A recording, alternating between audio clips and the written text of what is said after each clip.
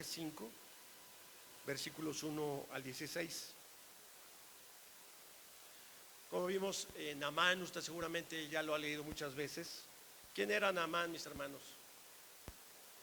Era un general, ¿verdad? Dice, del ejército del rey de Siria. ¿Quién era el rey de Siria? ¿Quién era? ¿Pero cómo se llamaba el rey de Siria? Ben-Hadad. Ben-Hadad II era el rey de Siria en ese momento. Y dice aquí que nos describe varias características de este varón, de este soldado, de este general. Nos dice aquí que tenía en alta estima delante de su señor, porque era varón grande, y también nos dice que era este hombre como valeroso en extremo, pero tenía un pequeñito detalle, que era leproso. Así que sus victorias militares fueron garantizadas por Dios, aunque tal vez él, sin creer y sin conocerlo, sabemos que Dios defiende a su pueblo, que Dios siempre está atento a su iglesia. Puede que uno u otro no esté en la misma sintonía o hasta no crean, pero eso no deja fuera las bendiciones que Dios tiene para su iglesia, para los que nos congregamos, para los que buscamos del Señor. Pero dice la Escritura que le dio lepra, por lo que tendría que sufrir las consecuencias de esta enfermedad. ¿Y cuáles eran las consecuencias que se tenía por ser leproso? Ahorita vamos a ver este punto, que es lo que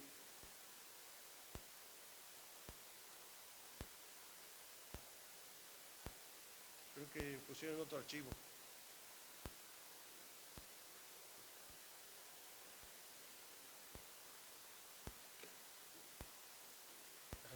¿Están documentos?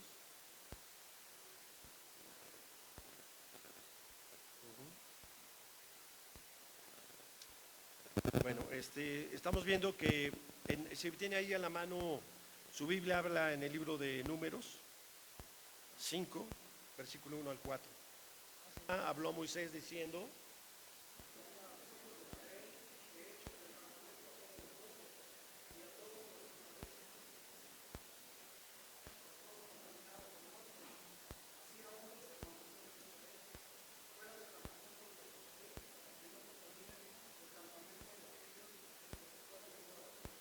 muy bien, hasta ahí. Nos vemos, mis hermanos. Aquí la parte dice: echen a quién, a todo leproso. Y también hay otras indicaciones, ¿verdad? A toda persona que tuviera flujo, ya sea hombre o mujer, fuera arrojado de la congregación, en el campamento. Dice: ¿para qué?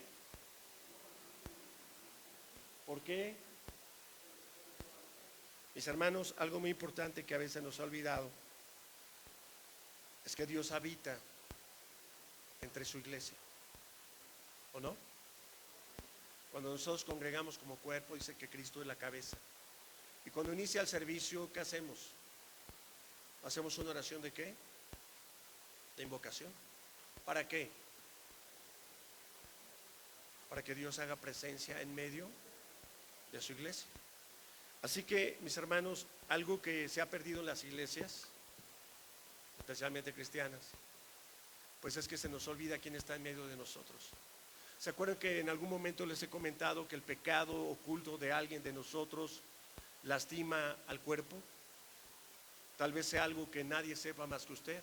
Si está en masturbación, si está en fornicación, si está usted viendo pornografía, si usted está en adulterio, a lo mejor ninguno de nosotros lo sabemos.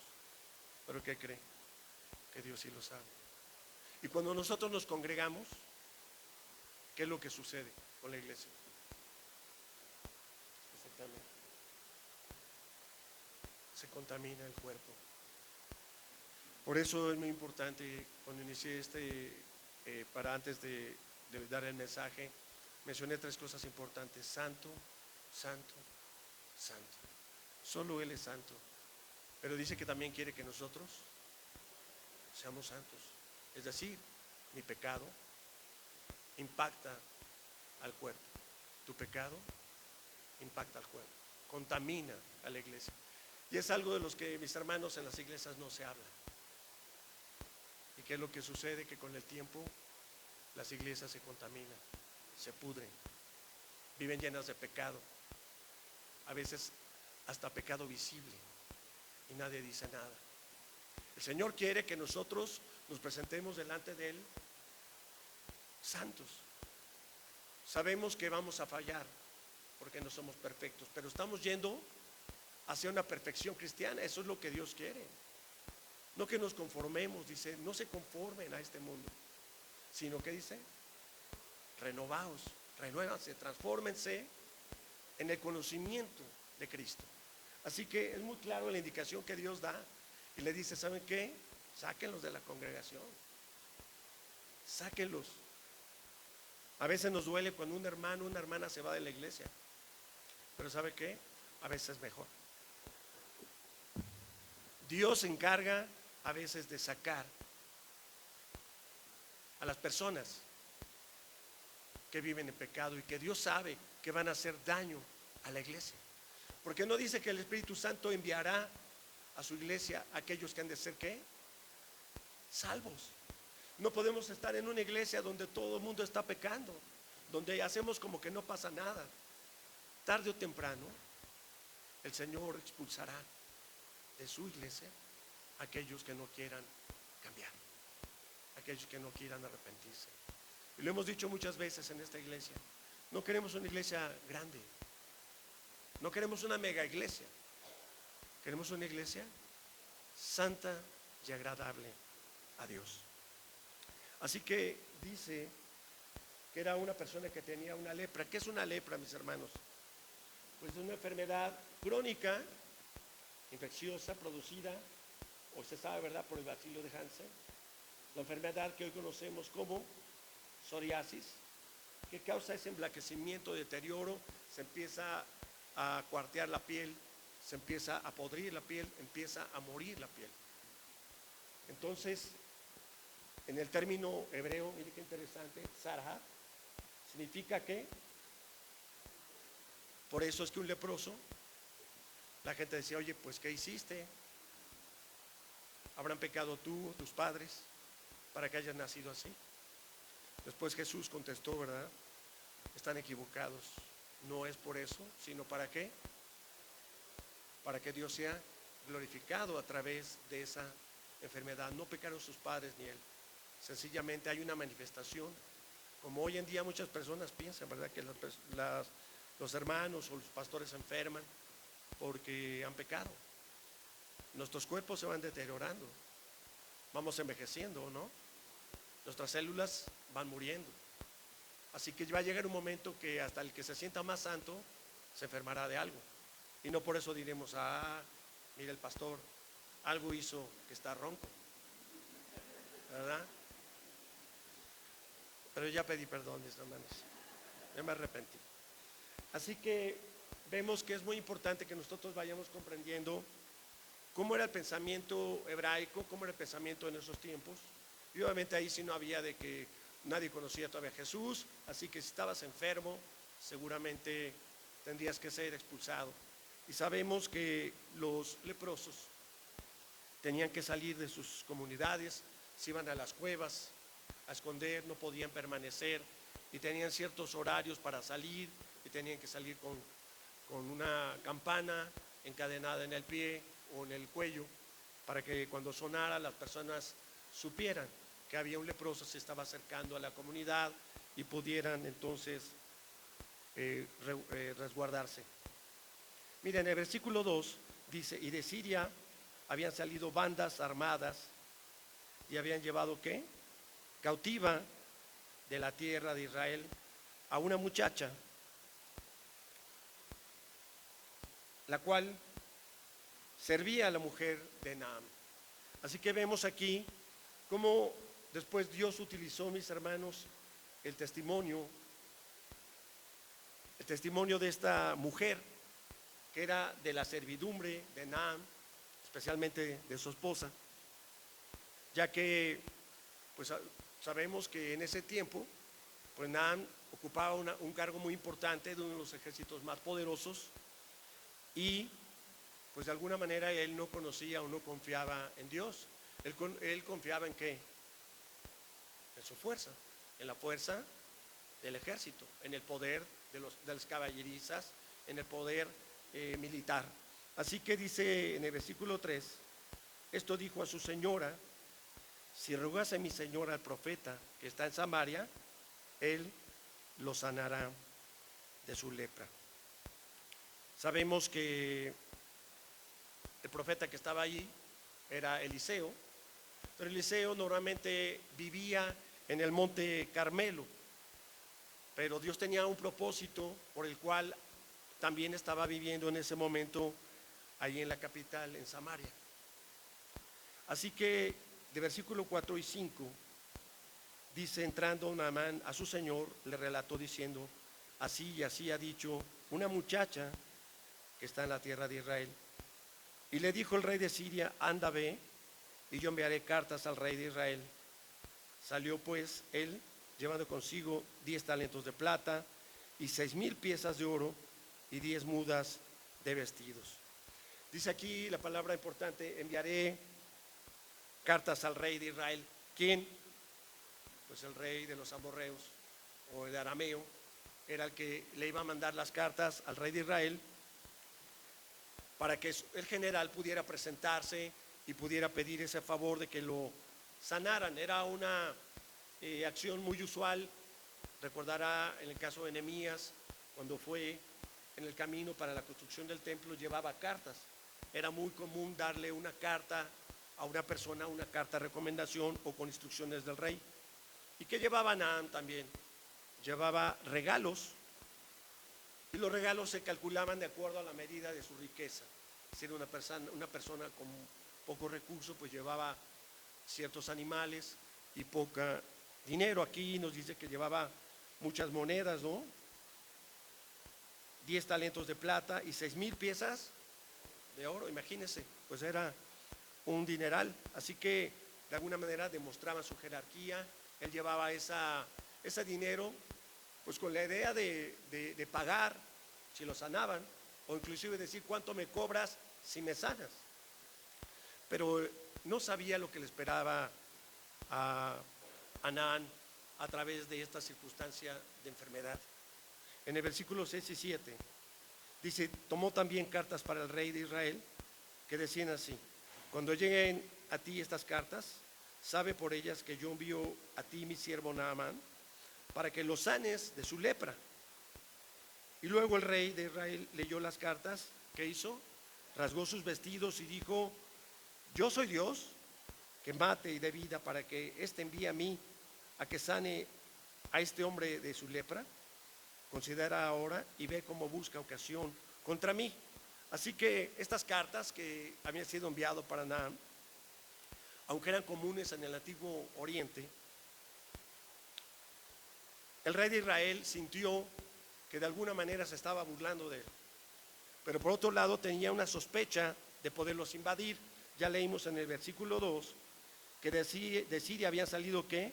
Bandas armadas y habían llevado cautivo a la tierra a esa muchacha. Así que seguramente el rey pues pensó: me está mandando esta carta, ¿quién cree que yo soy? Se está burlando de mí. ¿No será que quiera invadirnos? ¿No será que quiera otra vez hacernos humillarnos? Porque sabemos que tiene un ejército muy poderoso. Entonces dice que rasgó sus vestidos. Sabemos que cuando estas personas rasgaban sus vestidos había alguna aflicción muy grande, pero también había indignación. ¿Se acuerdan que se rapaban, se rasgaban las vestiduras y también se echaban silicio o se revolcaban en cenizas? En este caso dice que se rasga las vestiduras por la indignación y expresa: ¿acaso soy yo Dios para que envíe esta persona a mí para que yo lo sane? ¿Y qué fue lo que pasó más adelante? ¿Quién lo escuchó? Eliseo escuchó que el rey se había rasgado las vestiduras. Versículo 7. Luego que el rey de Israel leyó las cartas y rasgó en el 8. Cuando Eliseo, el varón de Dios, oyó que el rey de Israel había rasgado sus vestidos, envió a decir al rey: ¿por qué has rasgado tus vestidos? Venga ahora a mí y sabrá que hay profeta en Israel. Así que, como una señal de aflicción, de indignación, pero el profeta escuchó y le dice: mándamelo a mí. ¿Qué pasa allí? Cuando llega en el versículo 9: y vino Naamán con sus caballos, con sus carros, y se paró a las puertas de la casa de Eliseo. Pero mire qué interesante, Eliseo no salió a recibirlo, ni habló con él. Únicamente mandó a uno de sus asistentes a darle un mensaje. ¿Recuerda usted? ¿Por qué será que Eliseo no quiso salir a recibirlo?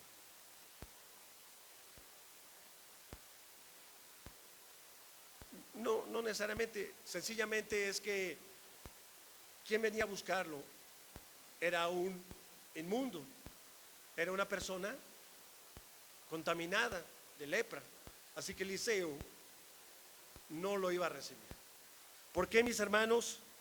Porque tal vez el tener contacto con gente impura hace que se pudiera contagiar. ¿Y qué pasaría? Pues terminaría su ministerio. ¿Por qué? Porque él tendría que también salir, tendría que ser exiliado. ¿Y qué pasa nosotros a veces con nuestra vida, mis hermanos? Dice que no te sientes a comer con un escarnecedor,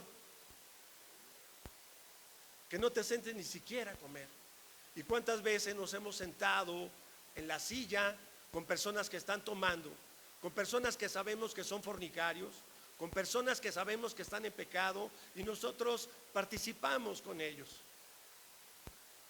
No hemos entendido, no hemos comprendido que nosotros somos templo del Espíritu Santo.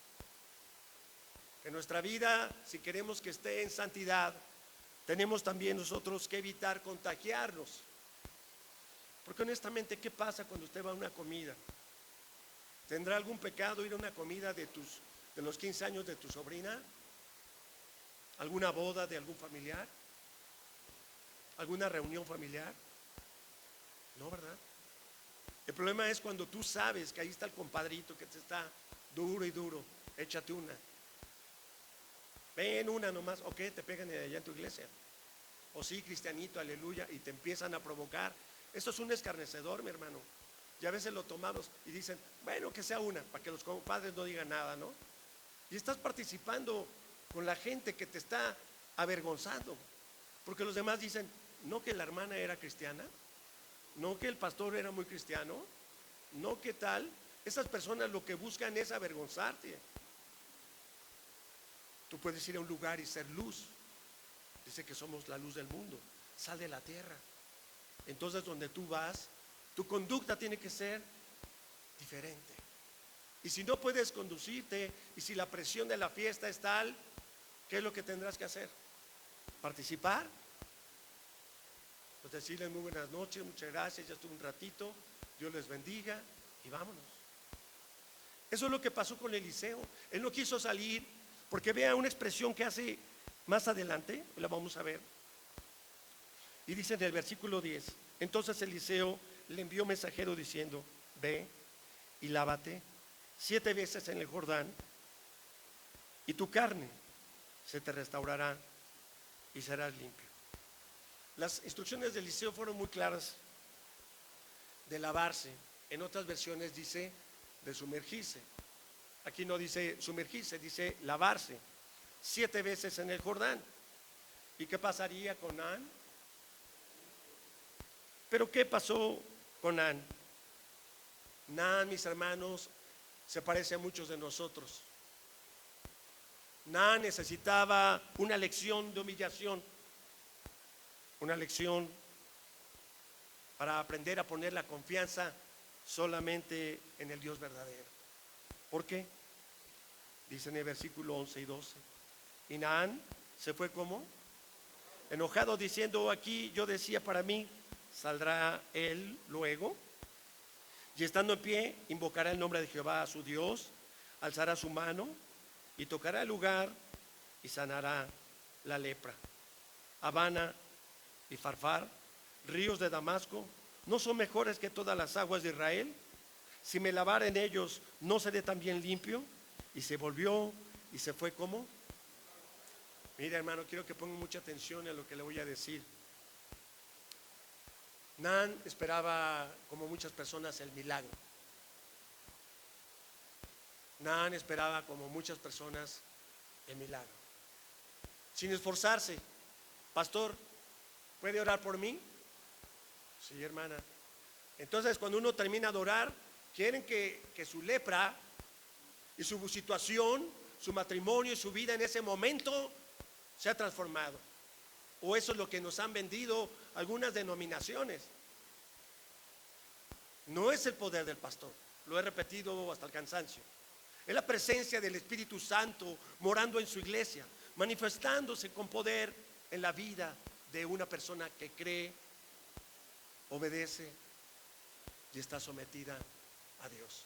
Pero Eliseo esperaba eso. Yo esperaba que él saliera, ¿verdad? Que orara por mí, que pusiera su manita en mi lepra y sanara. ¿Acaso no sabe quién soy yo? Yo soy el general del ejército. ¿Cómo es posible que este hombre no salga a verme? Es una humillación lo que me está haciendo. ¿Cuántas veces estamos esperando que el pastor sea el que vaya a visitarle a su casa? Yo soy un pastor que visita muy poco las casas. ¿Sabe por qué? Porque los hermanos que tienen más tiempo deberían de estar visitando a otros hermanos, no esperando a que el pastor llegue a su casa. ¿No tienen 20 años, 30 años, 40 años en el evangelio? Y aún estamos esperando el alimento de papilla para que nos llegue a nuestra casa. Cuando nosotros ya estamos comiendo alimento sólido, deberíamos de estar visitando a las nuevas familias, a hermanos nuevos. Así que se fue enojado, pero aparte incrédulo. ¿Qué dijo? El Jordán, por favor, este riachuelo, si comparamos el río Jordán con los ríos que había en Aram, pues era un río muy pequeño el Jordán. Dijo, ¿acaso no tendrán el mismo efecto si yo me voy y me sumerjo en Habana o en Farfar? ¿O qué? Si me lavare, ¿no seré limpio también? Vemos el corazón de Naamán, y así es el corazón de muchos, mis hermanos. Renegamos. No nos gusta cuando el pastor les indica algo, ¿verdad? Cuando dice, hermana, levántese temprano a orar. Hemos escuchado testimonios poderosos de lo que Dios hizo apenas en este séptimo día que va a ser mañana. 7. ¿Sabe usted lo que significa el 7? La perfección. El que se ha cumplido todo. ¿En cuántos días creó Dios el mundo, el universo?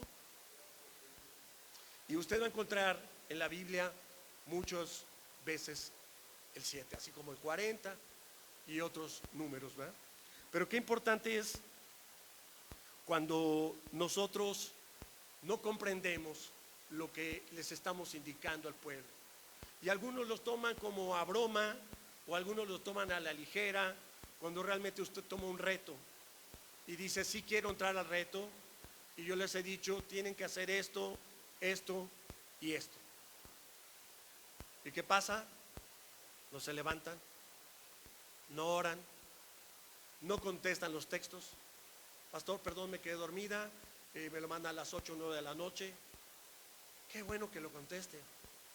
Pero ¿qué cree? Que por eso es un reto. ¿No habrá sido un reto decirle, vete al Jordán y sumérgete 7 veces? Yo había dicho, ¿y por qué? ¿Por qué 7? ¿Por qué no 4? ¿Por qué no? ¿Quién se cree este hombre?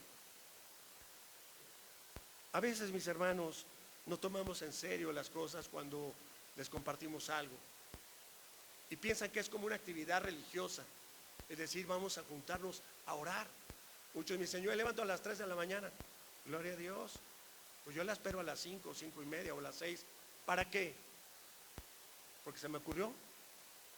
El horario así, agarro el reloj y pongo mi dedo y a ver a qué hora se me ocurre orar, mis hermanos. Tiene un propósito. y que oremos 2 o 3 o 5 o 20 al mismo tiempo, es algo muy poderoso. Pero a veces no lo hemos creído así. Como Naamán terminó en el versículo 13 y 14 diciendo: mas sus criados se le acercaron y le hablaron diciendo: Padre mío, si el profeta te mandara alguna gran cosa, ¿lo harías? Cuanto más diciéndote: lávate y sé limpio. Entonces él descendió y se zambulló 7 veces en el Jordán, conforme a la palabra del varón de Dios, y su carne se volvió como la carne de un niño y quedó limpio. ¿Quién le vino a enseñar a Naamán el hacer las cosas? Los criados. ¿Tendrá usted algún patrón en casa?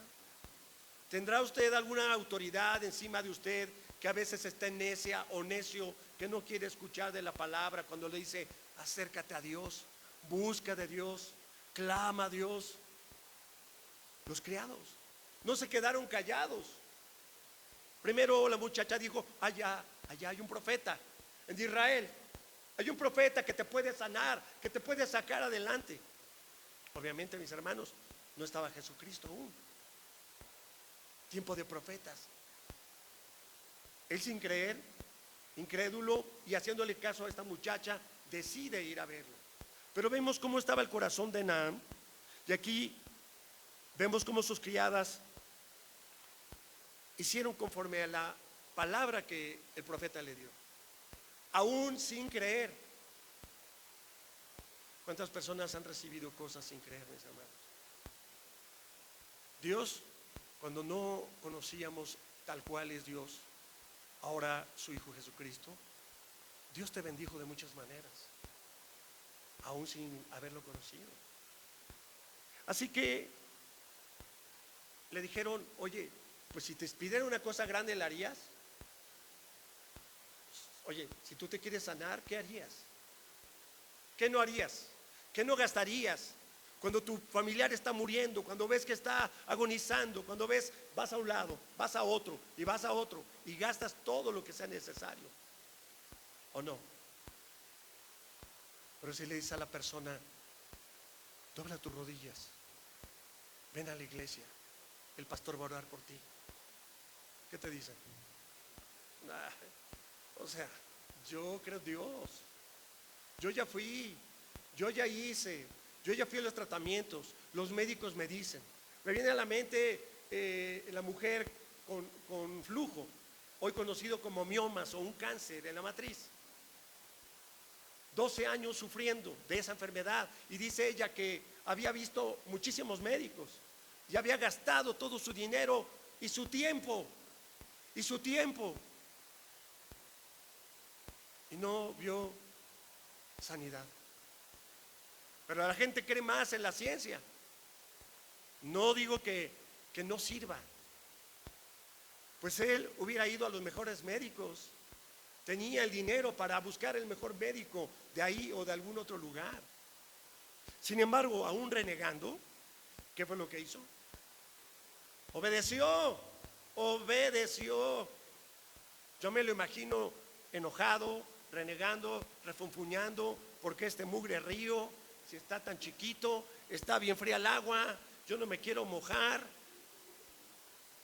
me están ardiendo las heridas, no sé qué tanto ha de ver este cuate blasfemado y dicho y todo. Pero terminó haciendo lo que le dijo el profeta, y me imagino 1, 2 y nada, y dice que la 7ª vez su piel salió como la de un niño. Ay, la obra sanadora de Dios, mis hermanos. Tú puedes estar 1 año, 2 años, 3 años, 5 años y ves que tu cáncer y sigue tu enfermedad. Y la pregunta es: ¿por qué no esperas el tiempo de Dios? ¿Por qué no esperamos a que Dios haga su obra restauradora en nuestra vida? ¿Cuánto tiempo tendrás que esperar? El que sea necesario. Si Dios te dio esa palabra que te sanará, obedece, persevera. Aún enferma, aunque te tengan que traer en camilla, en silla de ruedas, con oxígeno, Tienes que venir a la iglesia. Tienes que hacer lo que Dios te manda que hagas. No desistas. Obedece. Obedece a Dios. Después de haber recibido esto, versículo 15. Dice en el 4: Él entonces descendió y se zambulló 7 veces en el Jordán, conforme a la palabra del varón de Dios, y su carne se volvió como la carne de un niño y quedó limpio. Y volvió el varón de Dios, él y toda su compañía, y se puso delante de él y dijo: he aquí, ahora conozco que no hay Dios en toda la tierra, sino en Israel. Te ruego que recibas algún presente de tu siervo. Ahora sí sale Eliseo a verlo. ¿Por qué? Porque ya estaba purificado, ya estaba limpio. Ahora sí se podía él acercar a una persona que era totalmente transformada. Pero vea, mis hermanos, cuántas personas nada más buscan a Dios por su sanidad, y Dios lo sana, y la gente sigue siendo ingrata, pecadora, y sigue siendo la misma o peor. La gente quiere ver milagros, noche de milagros. Ven por tu milagro. Si usted viene a esta iglesia solamente por un milagro, no es el lugar. No es el lugar. Él recibe su milagro, mis hermanos, pero transforma su corazón. El Señor hace algo superior en su alma, en su ser. Reconoce de dónde viene esa sanidad y dice: hoy reconozco que no hay Dios en toda la tierra. Así que el milagro recibido hizo reconocer que no había otro Dios más que el de Israel. ¿Cuántas personas conoce usted que han recibido su milagro, su sanidad? Dicen: mira, es que este tratamiento que me tomé es buenísimo. Me lo tomé 2 meses, increíble. Y no se olvidó cuando vino usted aquí a orar. Y no se olvidó cuando una hermana le puso las manos, o cuando estamos orando 20 o 30 o 50 personas por usted. Le da la honra a un tratamiento, le da la honra a un médico, le da la honra a otra cosa. Nada más quiere su sanidad, o quiere una transformación integral. Esa es la transformación que sufre Naamán. Es decir, el reconocimiento de que de Dios viene toda buena dádiva, toda provisión. Y él va con Eliseo con muchos regalos y cosas. Le dice: oye, aquí te traje esto. No fuera un pastor de esta época, ¿verdad? Porque había dicho: oye, tan poquito, ¿qué te pasa? Si yo tengo poder, échale más. Quiero un carro nuevo y quiero que me compres tal y tal. ¿Qué hace el profeta?